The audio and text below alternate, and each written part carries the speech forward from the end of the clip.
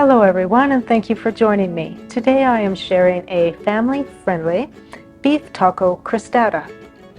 And what is a crostata exactly? It's a rustic, free-formed tart, normally filled with a sweet fruit filling. But today I am sharing with you a savory beef taco filling instead. And today's crostata starts with making our own pastry. And I like to make this pastry with a little bit of corn flour. It helps to make it a little extra flaky, and it gives it a nice texture and flavor, a little bit more Mexican for our taco dish today. So to some all-purpose flour, I'm going to add corn flour, cold butter that's been cut into chunks, and don't worry, I will have all the ingredients and recipe in the description for you. And using a pastry cutter, we're going to cut that butter into the flour. Now I went ahead and forgot my salt to add to the flours before adding the butter, so I'm going to get that in there now before I have it completely mixed up. And using cold butter here helps to create a flaky pastry. And you want your pastry to start to look crumbly, and that looks about right. And to our flour mixture, we're going to add ice cold water. The importance of the ice cold water is that it will help to keep the butter cold while you're mixing it. And a tablespoon of vinegar. And the vinegar helps to tenderize the gluten in the flour.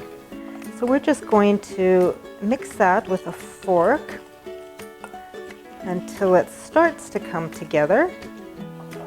All right. Now we're just going to simply dump it onto our counter. And as you can see, once the butter gets worked into the flour, it starts to come together. And there's no need to overwork it. Once it comes together, we're good. And now we want to wrap our dough in plastic wrap and chill it for about 45 minutes to an hour. The importance of this is it helps to re-solidify the butter to create those flaky layers in between, and it helps the gluten to relax a little bit as it absorbs the moisture. So wrap it up tight, and in the fridge it goes. And while the pastry is chilling, it's a great time to get our taco meat prepped. So I have some green pepper here and some onion. And you want about a 1/4 inch dice on both the peppers and the onion. We're going to add a splash of oil to our pan. And when it's hot, we're going to add our onions and green peppers. And we're going to saute for just a few minutes until starting to soften.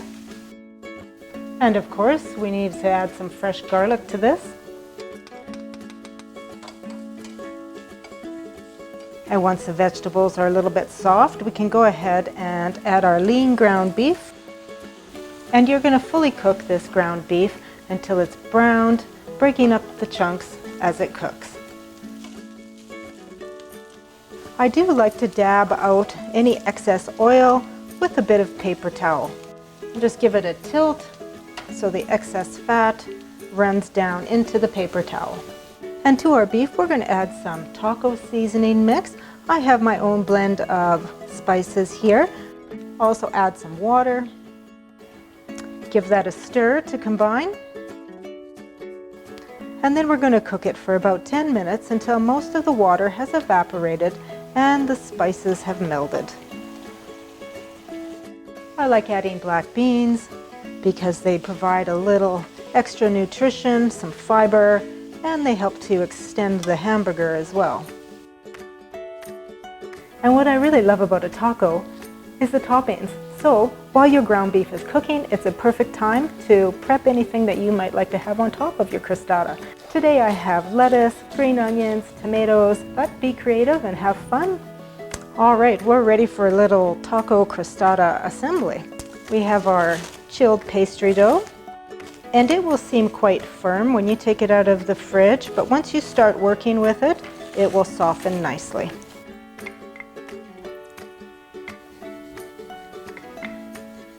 And you're going to roll and work this out into about a 14-inch circle. And remember, a crostata is rustic, so it doesn't have to be perfect. We're going to fold our pastry in half to make it easier to move. I have a parchment-lined baking tray.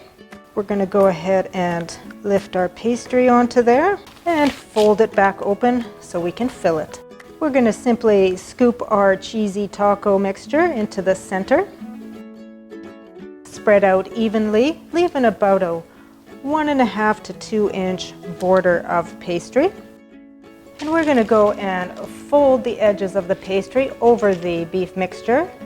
And you can kind of crimp it as you go, just like so.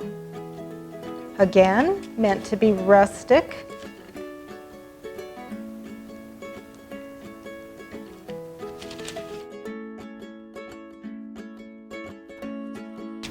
And there we go.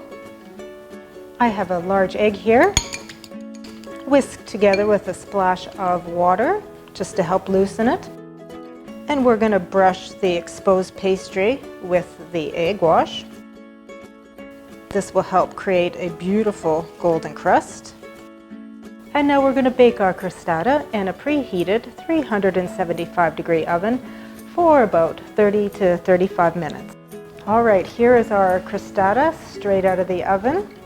I'm going to go ahead and add a little bit more cheese to the top. Adding the cheese while it's still piping hot helps to melt it up a little. And we're going to go ahead and add some of our toppings. And again, add whatever you like, jalapeno peppers, olives. All right, let's dig into a slice.